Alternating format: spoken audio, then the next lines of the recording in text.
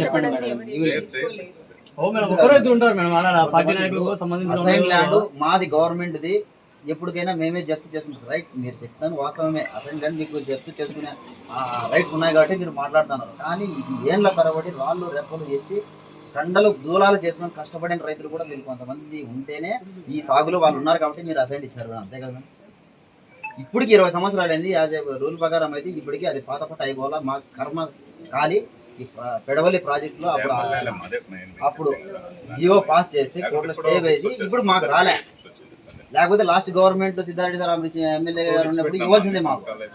ఇంత ఎన్పికుంట మండలం తహసీల్దార్ కార్యాలయం ముందు తహసీల్దార్ గారికి వినతి పత్రం చేయడం జరిగింది. అందులో భాగంగా నూతనంగా ఈ మండలంలో దాదాపుగా 4 పంచాయతీలలో ఏర్పాటు అవుతున్న నూతన సోలార్ వ్యతిరేకంగా ఇక్కడ ఉన్నటువంటి ప్రతి రైతు కుటుంబం తరఫున కూడా ఈరోజు ప్రభుత్వానికి అర్జీ రూపంలో ఇవ్వడం జరిగింది. అదేవిధంగా ఈ నూతన సోలార్ వలన రైతులు అదేవిధంగా రైతు కుటుంబాలు పూర్తిగా చిన్న భిన్నమయ్యే పరిస్థితి ఏర్పడుతుంది. కాబట్టి ప్రభుత్వానికి ఎన్నోసార్లు కూడా వినతి పత్రాల ద్వారా తెలియజేసినప్పటికీ కూడా ప్రభుత్వానికి తెలియకుండా కొంతమంది దళారులు అయితేనేమి, కొంతమంది పారిశ్రామికవేత్తలు అయితేనేమి ప్రభుత్వానికి తెలియకుండా భూమిపై చేస్తున్న పరిస్థితులు ఈరోజు ఈ యొక్క ప్రాంతంలో కనబడుతుంది.